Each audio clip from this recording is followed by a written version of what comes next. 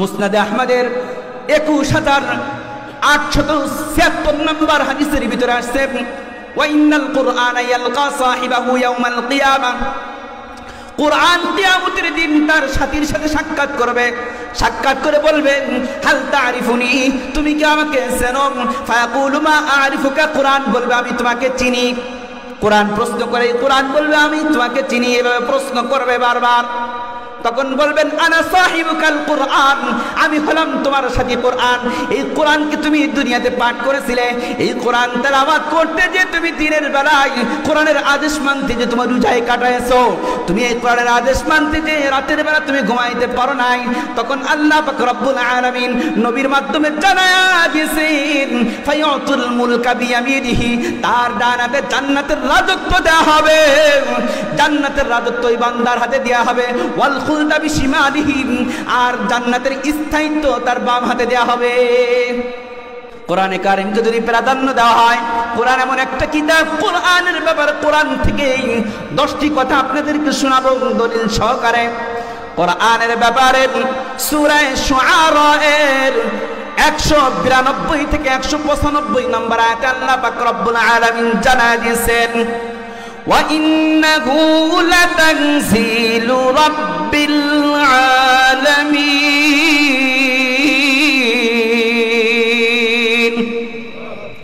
নিশ্চয় এটা সৃষ্টিকুলের রবের পক্ষ থেকেই নাজিলকৃত।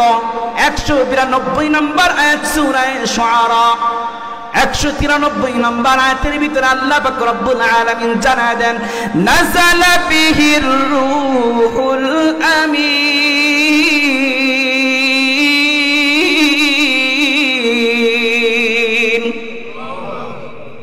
বিশ্বস্ত আত্মা অর্থাৎ জিবরাইল আমিন এই কোরআনকে নিয়ে দুনিয়াতে অবতরণ করেছেন। সূরা শুআরার 194 নম্বর আয়াত আল্লাহ বলেন আলা কলবিকা লিতাকুনা মিনাল মুনযিরিন,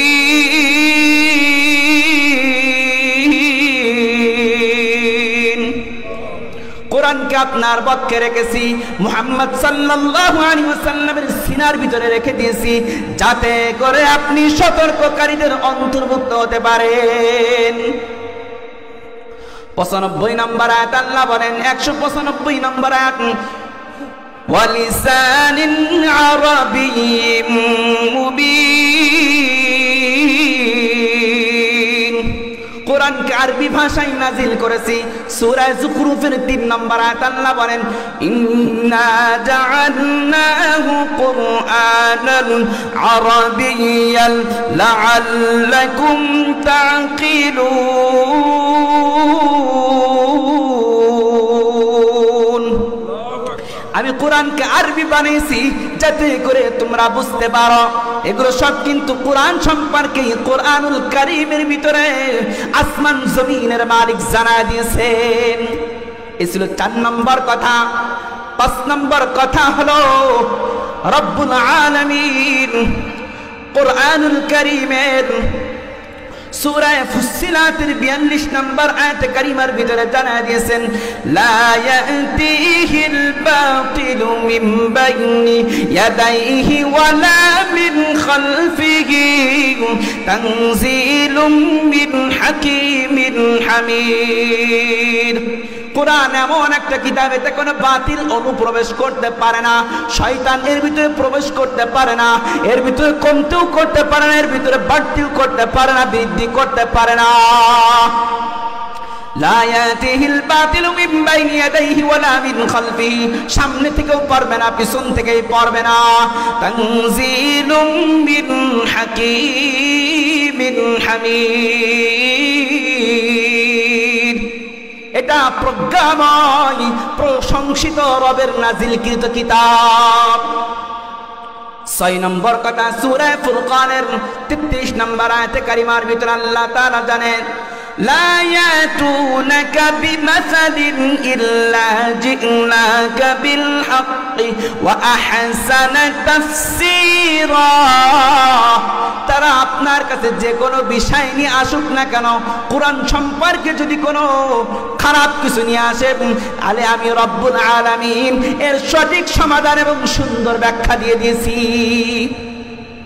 সূরা আম্বিয়ার 18 নম্বর আয়াত আল্লাহ বলেন, বাল নাকযিফু বিল হাক্কি আলাল বাতিলি ফায়াদমাগুহু ফাইদা হুয়া যাহিক।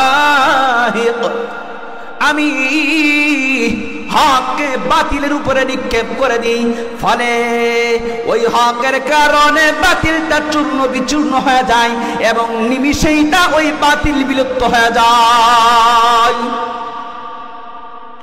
7 নম্বর কথা, রব্বুল আলামিন সূরা শুআরা এর 52 নম্বর আয়াত কারিমার ভিতরে জানা দিয়েছেন, মা কুনতা তাদরি মাল কিতাবু ওয়ালাল ঈমান ওয়ালাকিন জাআলনাহু নূরান নাহদি বিহি মান নাশাউ মিন ইবাদিনা।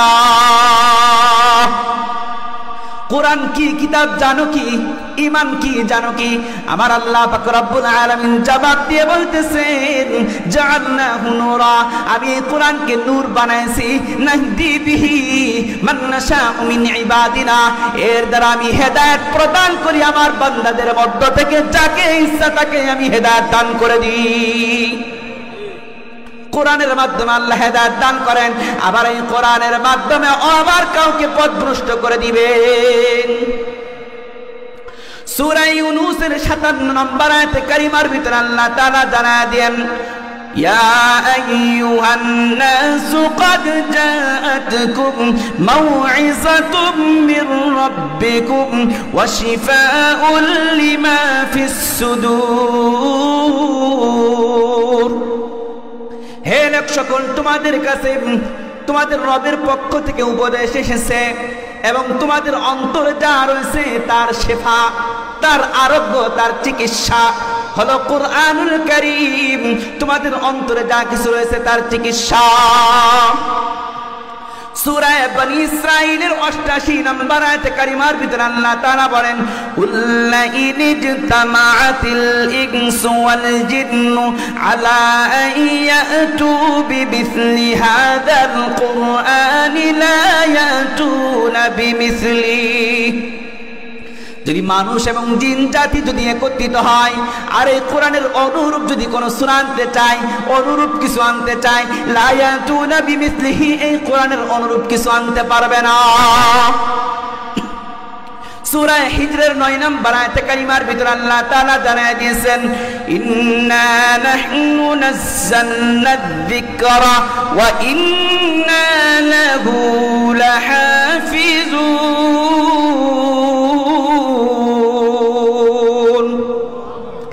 আমি রব্বুল আলামিন কোরআন নাজিল করেছি এবং এর হেফাজতের জিম্মাদারি আমি রব্বুল আলামিন নিয়ে নিয়েছি।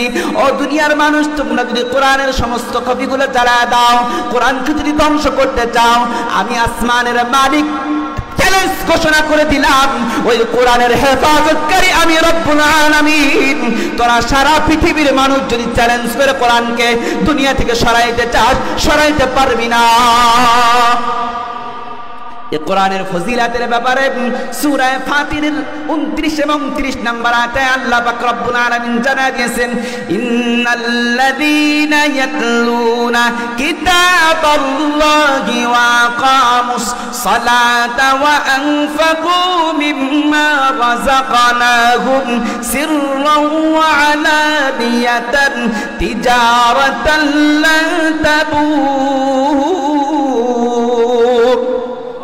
যারা নিয়মিত কোরআন তেলাওয়াত করবে, রব পুরস্কার জানাইতেছেন, যারা নিয়মিত কোরআন তেলাওয়াত করবে, নামাজ কায়েম করবে, সালাত কায়েম করবে, ওয়া আনফিকু মিম্মা রাযাকনাহুম সিররান ওয়া আলানিয়া, এবং গোপনে প্রকাশ্যে আল্লাহ তাআলার রিজিক হইতে যারা দান করবে, আল্লাহর রাস্তায় দান করবে, মসজিদে দান করবে, মাদ্রাসায় দান করবে, তাদের ব্যাপারে রব বলতেছেন, ইয়ারজুনা তিজারাতান লান তাবুর।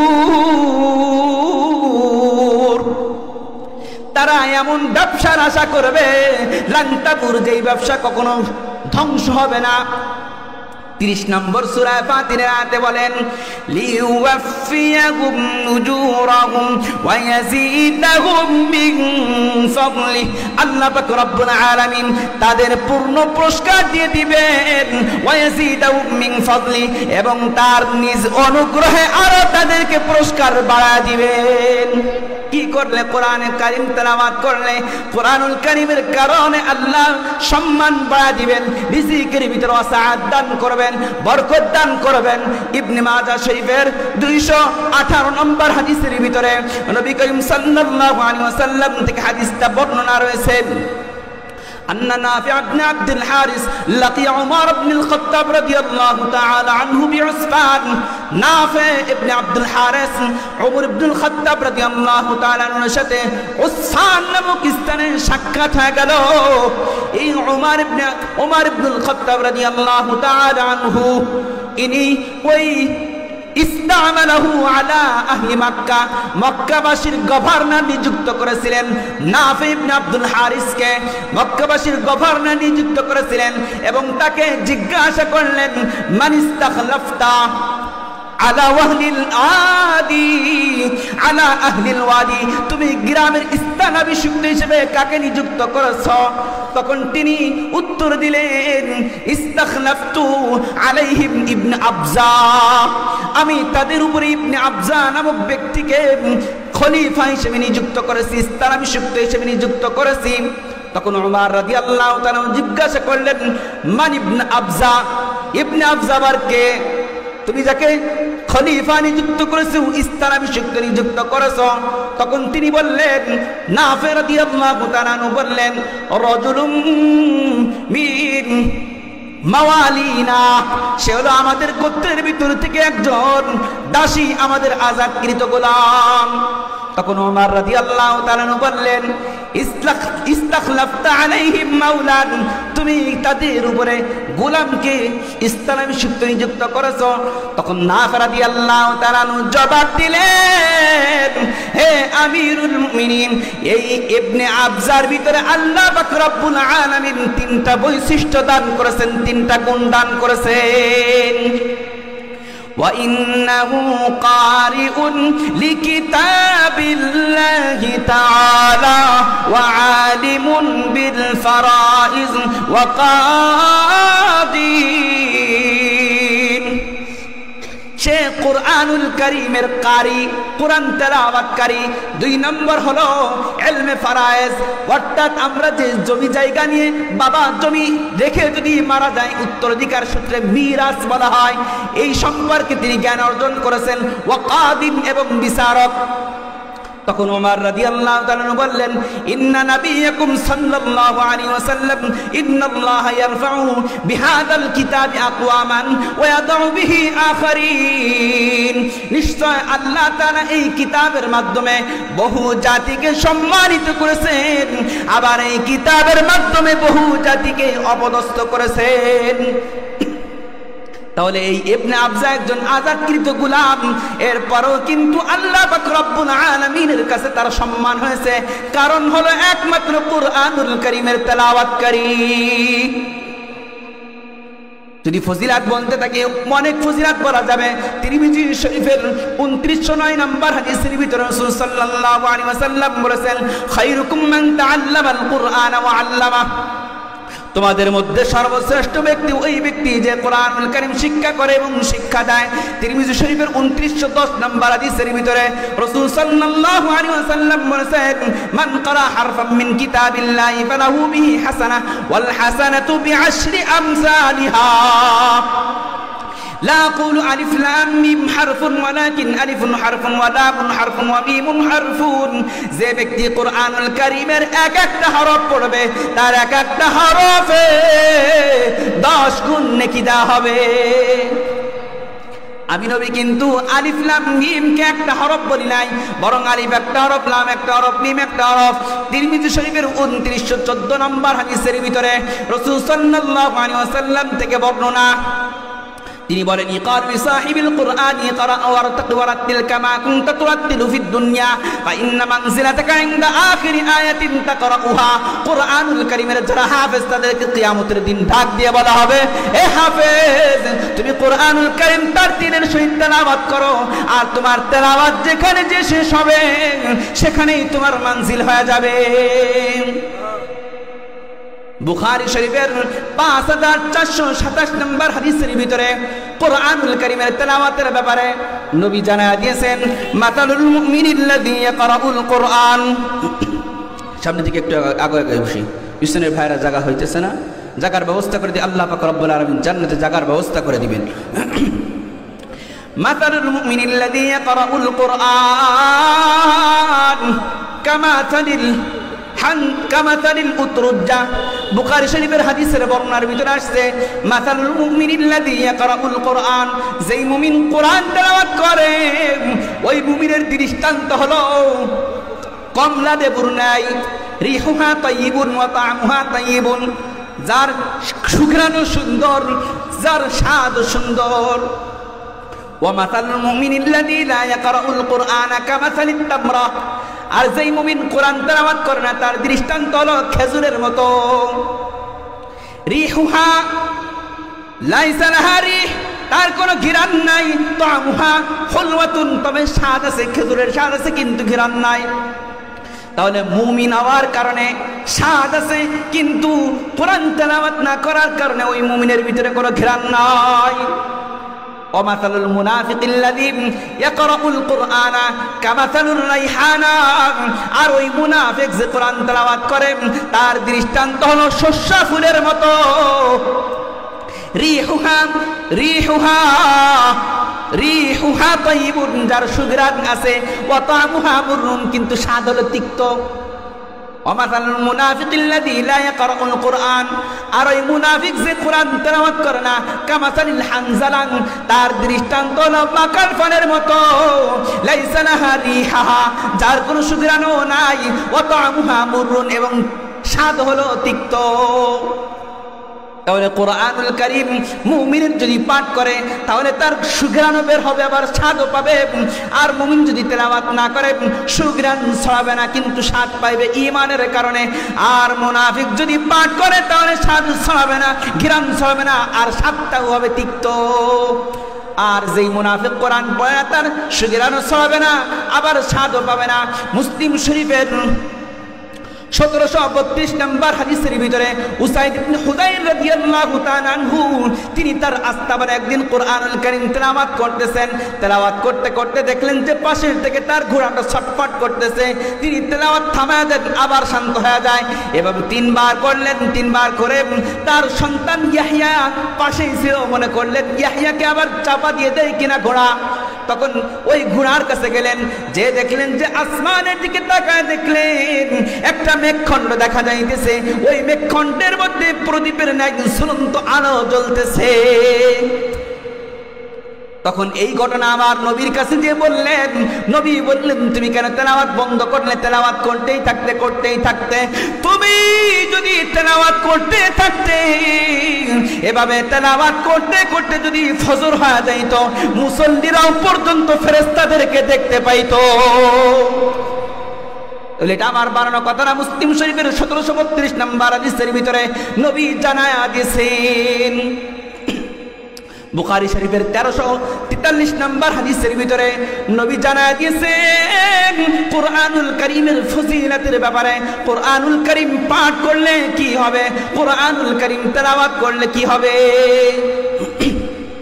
নবী করিম সাল্লাল্লাহু আলাইহি ওয়াসাল্লাম জানায়া দিলেন 3 ব্যক্তির সম্মান করা আল্লাহ তাআলার সম্মানের নাই। আবু দাউদ শরীফের 4843 নম্বর হাদিসের ভিতরে রাসূল সাল্লাল্লাহু আলাইহি ওয়াসাল্লাম বলেন, ইন্না মিন ইজলালিল্লাহ ওয়া ইকরামি শাইবাতিল মুসলিম, কোন বৃদ্ধ মুসলমানকে সম্মান করা, ওয়া হামিলিল কুরআন, কোরআনের হামিলকে সম্মান করা, ওয়া ইকরামি সুলতানিল মুকসিত, কোন ন্যায়পরায়ণ বাচ্চাকে সম্মান করা। এই 3 শ্রেণীর ব্যক্তিকে সম্মান করা রব্বুল আলামিনকে সম্মান করার নাই। ইবনে মাজাহ শরীফের 215 নম্বর হাদিসের বর্ণনার ভিতরে আসছে, দুনিয়াতে এমপি মন্ত্রীর আস্থাভাজন থাকে, আমার আল্লাহ পাক রব্বুল আলামিনের আস্থাভাজন ব্যক্তি রয়েছে। ইন্না লিল্লাহি মিন আহলিন নাস, মানুষের মধ্য থেকে কতক মানুষ আছে আল্লাহর পরিবার। সাহাবায়ে কেরাম জিজ্ঞাসা করলেন, ক্বালু ইয়া রাসূলুল্লাহ মান হুম, ইয়া রাসূলুল্লাহ তারা কারা? রাসূল উত্তর দিলেন, হুম আহলুল কুরআন ওয়া আহলুল্লাহি ওয়া খাওয়াসা, তারাই হলো আল্লাহর পরিবার, যারা কুরআনুল কারীমের তেলাওয়াতকারী এবং আল্লাহ তাআলার বিশেষ বান্দা তারা।